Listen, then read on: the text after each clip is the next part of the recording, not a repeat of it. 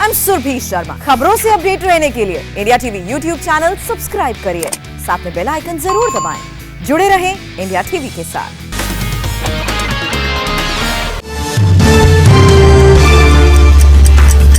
दिल्ली के मुख्यमंत्री अरविंद केजरीवाल ने किया अनलॉक 3 का ऐलान। बाजारों में ऑड इवन सिस्टम खत्म। सुबह 10 से रात 8 बजे तक खुलेंगी सभी दुकानें। दिल्ली में बस और मेट्रो पहले की तरह 50% क्षमता के साथ चलेंगी। निजी दफ्तर भी 50% क्षमता के साथ काम करेंगे। दिल्ली में शादी समारोह में सिर्फ 20 लोगों को इजाजत। साप्ताहिक बाजार हफ्ते में एक बार शर्तों के साथ खुलेंगे। दिल्ली में स्कूल कॉलेज पहले की तरह बंद रहेंगे। सिनेमा हॉल्स, मॉल्स, जिम और स्टेडियम खोलने को भी इजाजत नहीं। प्रेस कॉन्फ्रेंस में केजरीवाल ने कहा, दिल्ली की अर्थव्यवस्था को भी पटरी पर लाने की पूरी तैयारी है, लेकिन हालात बिगड़े नहीं तो हालात नहीं संभले तो कड़े नियम लागू करेंगे। दिल्ली में बीते 24 घंटे में कोरोना के 213 नए केस आए, 28 लोगों की मौत हुई।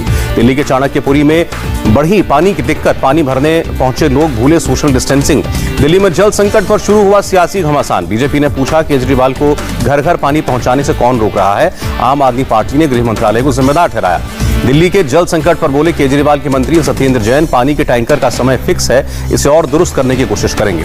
राजस्थान में गहलोत और पायलट खेमे में सियासी जंग तेज। पायलट खेमे के विधायकों ने फोन टैपिंग का आरोप लगाया। कांग्रेस एमएलए वेद प्रकाश सोलंकी का भी दावा, पायलट के समर्थन में खड़े हो रहे विधायकों के फोन टैप हो रहे हैं। सीएम को भी इसकी जानकारी थी। पायलट समर्थकों का ऐलान, सचिन पायलट को राजस्थान का मुख्यमंत्री बनाकर रहेंगे। गहलोत जी चाहे जितनी जासूसी करा लें। राजस्थान में फोन टैपिंग के आरोपों पर गहलोत गुट का पलटवार। परिवहन मंत्री प्रताप सिंह ने कहा, आरोप लगाने वाले टैपिंग का दावा करने वाले विधायकों के नाम बताएं, गलत इल्जाम न लगाएं। फोन टैपिंग पर बीजेपी ने गहलोत को घेरा। केंद्रीय मंत्री गजेंद्र सिंह शेखावत ने कहा, जनप्रतिनिधियों की फोन टैपिंग गलत है। गहलोत सरकार पहले भी फोन टैप कर चुकी है। राजस्थान बीजेपी अध्यक्ष सतीश पूनिया ने कहा, प्रदेश में अघोषित आपातकाल है, सरकार बताए कि किस किस विधायक की जासूसी हो रही है। फोन टैपिंग पर बोले बीजेपी के नेता राज्यवर्धन राठौर, कहा कांग्रेस में पद पैसे पावर की लड़ाई है। महाराष्ट्र सरकार में 50-50 फॉर्मूले पर बोले संजय राउत, 5 साल शिवसेना का ही मुख्यमंत्री रहेगा, 2.5 साल बाद एनसीपी का सीएम बनेगा, ऐसा कोई वादा नहीं था। मुंबई में शिवसेना विधायक की गुंडागर्दी। नाली में पानी जमा होने से नाराज एमएलए दिलीप ने बीएमसी कॉन्ट्रैक्टर के साथ बदसलूकी की। शिवसेना विधायक ने बीएमसी कॉन्ट्रैक्टर को धक्का देकर कचरे पर गिराया। कॉन्ट्रैक्टर के ऊपर नाली से निकला हुआ कूड़ा फेंकवाया। विपक्ष ने शिवसेना एमएलए की हरकत को शर्मनाक कहा। राम कदम और किरीट सोमैया ने कहा, शिवसेना ने गुंडागर्दी की हद पार की। कचरा कांड पर शिवसेना विधायक की दलील, अपना फर्ज निभा रहे थे, गटर साफ करने की जिम्मेदारी ठेकेदार की थी जो उसने पूरी नहीं की। मुंबई घाटकोपर की राम निवास सोसाइटी से आया चौंकाने वाला वीडियो, देखते ही देखते जमीन के अंदर समा गई कार। मुंबई सपा प्रदेश अध्यक्ष अबू आसिम आजमी ने घाटकोपर मानकोट लिंक रोड पर बन रहे फ्लाईओवर को सुल्तान उल हिंद ख्वाजा गरीब नवाज का नाम दिए जाने की मांग की। मुंबई में है करीब 400 मौत के घर। प्रॉपर्टी विवाद की वजह से जान हथेली पर लेकर रहने को मजबूर हैं हजारों लोग। मुंबई के पवई लेक हुई ओवरफ्लो। पिछले साल के मुकाबले 24 दिन पहले ही ऊपर आया लेक का पानी। गोवा में भारी बारिश की आशंका, आईएमडी ने जारी किया रेड अलर्ट। G7 समिट को प्रधानमंत्री मोदी ने संबोधित किया। दुनिया को दिया वन अर्थ वन हेल्थ का मंत्र। प्रधानमंत्री मोदी के वन अर्थ वन हेल्थ मंत्र की एंजेला मार्केल ने तारीफ की। फ्रांस ने भी वैक्सीन मटेरियल पर लगी रोक को हटाने का समर्थन किया। फ्रांस के राष्ट्रपति इमैनुअल मैक्रोन ने कहा, वैक्सीन मटेरियल पर रोक से भारत प्रभावित है। ऑस्ट्रेलिया ने भी किया भारत का समर्थन। प्रधानमंत्री मॉरिसन ने कहा, वैक्सीन पैटेंट में छूट को लेकर प्रधानमंत्री मोदी से चर्चा हुई थी। आज भी G7 की बैठक को संबोधित करेंगे प्रधानमंत्री मोदी। दोपहर बाद वीडियो कॉन्फ्रेंसिंग के जरिए हिस्सा लेंगे। सम्मेलन में 2 सत्रों में 2 बार होगा मोदी का संबोधन। प्रधानमंत्री मोदी के G7 संबोधन पर एनसीपी ने सवाल उठाया। नवाब मलिक ने कहा, वन अर्थ वन हेल्थ अच्छा मंत्र है, लेकिन इस सेवा को पाने के लिए कितना इंतजार करना होगा। मुख्यमंत्री अमरिंदर सिंह की जमानत जब्त होने से के सुखबीर सिंह बादल के बयान पर बीएस सिद्धू का पलटवार। कहा, हिम्मत है तो पटियाला से चुनाव लड़ लें। राहुल गांधी को सौंपी गई पंजाब कांग्रेस में जारी गुटबाजी की पूरी रिपोर्ट। 3 सदस्यीय पैनल ने राहुल से मिलकर हालात का अपडेट दिया। कोटकपूरा पुलिस फायरिंग मामले में एसआईटी ने पंजाब के पूर्व सीएम प्रकाश सिंह बादल को समन भेजा। 16 जून को हाजिर होने को कहा। धारा 370 को लेकर कांग्रेस की चुप्पी पर बीजेपी का हमला। केंद्रीय मंत्री रविशंकर प्रसाद ने पूछा, क्या कांग्रेस धारा 370 की बहाली चाहती है, जिसका इशारा दिग्विजय सिंह ने किया। तंबाकू की बिक्री पर यूपी सरकार का बड़ा फैसला। सिगरेट, बीड़ी, खैनी बेचने के लिए लाइसेंस जरूरी। स्वास्थ्य मंत्रालय की एडवाइजरी के बाद योगी सरकार ने फैसला किया, तंबाकू बेचने वाले नहीं बेच पाएंगे टॉफी, कैंडी, चिप्स, बिस्कुट और कोल्ड ड्रिंक्स। उत्तर प्रदेश की राज्यपाल आनंदीबेन पटेल ने आज इलाहाबाद उच्च न्यायालय के मुख्य न्यायाधीश जस्टिस संजय यादव को शपथ दिलाई। सीएम योगी आदित्यनाथ भी मौजूद रहे। आज से रेलवे ने की 24 ट्रेन अनलॉक। राजस्थान के कोटा रेलवे डिवीजन से होकर गुजरेंगी सभी ट्रेनें। उत्तराखंड विधानसभा में कांग्रेस और विपक्ष की नेता इंदिरा हृदयेश का दिल्ली के उत्तराखंड सदन में निधन। हार्ट अटैक से हुई मौत। राहुल गांधी ने शोक जताया। प्रधानमंत्री मोदी ने दी इंदिरा हृदयेश को श्रद्धांजलि, कहा सामुदायिक सेवा प्रयासों में सबसे आगे थी इंदिरा हृदयेश। उत्तराखंड के मुख्यमंत्री तीरथ सिंह रावत ने भी कांग्रेस नेता इंदिरा हृदयेश को श्रद्धांजलि दी। बीरभूम में बीजेपी नेता मिथुन बागड़ी की हत्या की गई, तृणमूल के बदमाशों पर हत्या का आरोप, इलाके में दहशत। लखनऊ में पूर्व बीएसपी एमएलसी रामू द्विवेदी समेत 4 गिरफ्तार, रामू द्विवेदी पर 10 लाख की रंगदारी मांगने का आरोप। अयोध्या में राम मंदिर निर्माण समिति की अहम बैठक, 2 दिन चलने वाली बैठक में ट्रस्ट के चेयरमैन नृपेंद्र मिश्रा समेत मंदिर बनाने से जुड़े एक्सपर्ट भी शामिल। राम जन्मभूमि परिसर में रॉ मटेरियल को लेकर चर्चा, निर्माण समिति ने राम मंदिर नींव का निरीक्षण किया। 28 जून से खुलेंगे उज्जैन के बाबा महाकाल मंदिर के द्वार, दर्शन के लिए वैक्सीनेशन सर्टिफिकेट या जांच की नेगेटिव रिपोर्ट जरूरी। चारधाम देवस्थानम प्रबंधन बोर्ड को भंग करने की मांग को लेकर साइलेंट धरने पर बैठे पुजारी, धरने का आज तीसरा दिन। जम्मू में लॉर्ड वेंकटेश्वर मंदिर का भूमि पूजन हुआ, लेफ्टिनेंट गवर्नर मनोज सिन्हा के साथ केंद्रीय मंत्री जी किशन रेड्डी और जितेंद्र सिंह पूजा में शामिल हुए। भूमि पूजन के बाद मनोज सिन्हा ने कहा वेंकटेश्वर मंदिर आध्यात्मिक और आस्था का केंद्र बनेगा, जम्मू की अर्थव्यवस्था में योगदान देगा। रेल मंत्री पीयूष गोयल पहुंचे आंध्र प्रदेश के तिरुमला, भगवान बालाजी का दर्शन किया। देश में थमने लगा कोरोना की दूसरी लहर का कहर, देश में एक दिन में 80,000 से ज्यादा बीमार मिले, 3,303 मौतें हुई। बीते 24 घंटे में देश में 1,32,000 से ज्यादा लोग ठीक हुए, 10,26,000 से ज्यादा लोगों का इलाज चल रहा है।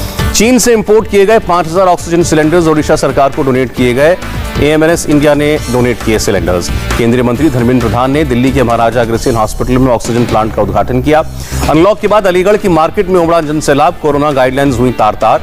दिल्ली की आजादपुर मंडी में उमड़ी सैकड़ों की भीड़, सोशल डिस्टेंसिंग जैसे कोरोना नियम नहीं माने गए। मध्य प्रदेश के मुख्यमंत्री शिवराज सिंह चौहान ने 52 जिलों की क्राइसिस मैनेजमेंट कमेटी, जिला प्रशासन और जनप्रतिनिधियों के साथ बैठक की, कोरोना पर फ्यूचर की रणनीति पर चर्चा की। बैठक में शिवराज ने कहा कोरोना काल में क्राइसिस मैनेजमेंट कमेटी ने अद्भुत काम किया। शिवराज बोले एमपी में कोरोना को लगभग कंट्रोल कर लिया गया है। तमिलनाडु के मुख्यमंत्री एम के स्टालिन इस हफ्ते प्रधानमंत्री नरेंद्र मोदी से मुलाकात कर सकते हैं और कोरोना वैक्सीन के लिए रिक्वेस्ट कर सकते हैं। हरियाणा में एक दिन में ब्लैक फंगस से 13 मौतें, 17 नए केस मिले। प्रदेश में मरीजों की संख्या 1,290 हुई। महाराष्ट्र में कोरोना के 10,697 नए केस, 360 लोगों की मौत। मुंबई में 24 घंटे में 733 नए मामले, 18 मरीजों की मौत हुई। यूपी में कोरोना के 468 नए मामले आए, 53 मौतें। उत्तर प्रदेश के मुख्यमंत्री योगी आदित्यनाथ ने कोरोना स्थिति पर टीम 9 के साथ बैठक की। यूपी में कोरोना संक्रमण के बीच लोगों की जिंदगी नॉर्मल लाने पर जोर दिया गया। पश्चिम बंगाल में 24 घंटे के अंदर कोरोना के 4,286 केस, 81 की मौत, 3,000 से ज्यादा मरीज ठीक हुए। लखनऊ के दुबग्गा मंडी में आम की खरीदारी के लिए लोगों की भीड़ उमड़ी, कोविड दिशा निर्देशों का उल्लंघन हुआ।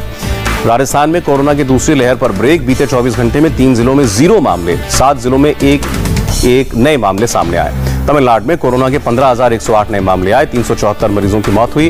केरल में कोरोना के करीब 14,000 नए मामले, 18,000 से ज्यादा मरीज ठीक हुए।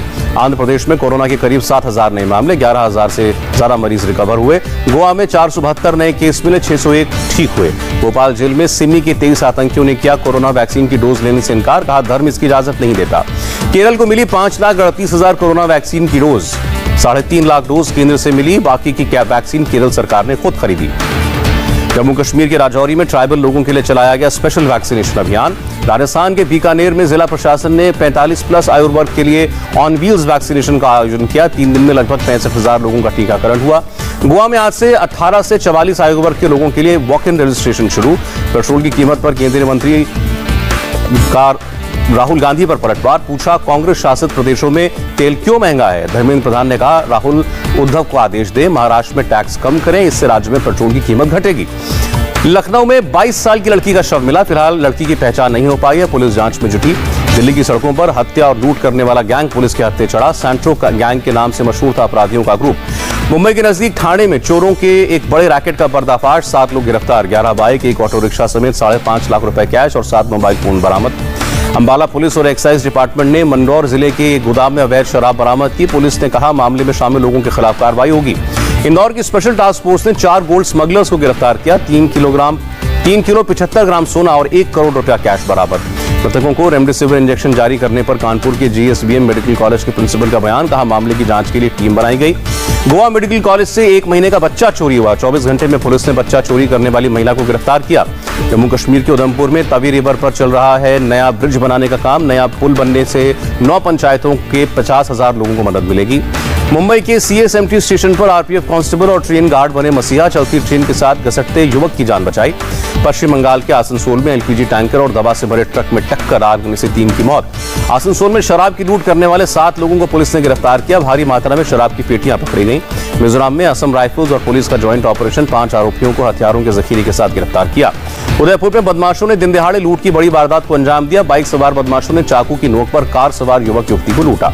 पीड़ित महिला ने पूरे घटनाक्रम का वीडियो बनाया। सूचना मिलते ही पुलिस मौके पर पहुंची। केस दर्ज करके 3 लोगों को हिरासत में लिया गया।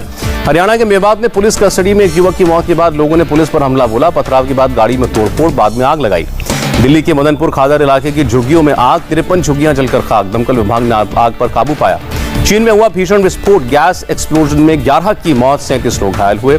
फिर दहला अमेरिका, 3 शहरों में गोलीबारी में 2 की मौत, 30 घायल। सऊदी अरब जाकर हज करने का इंतजार कर रहे दुनिया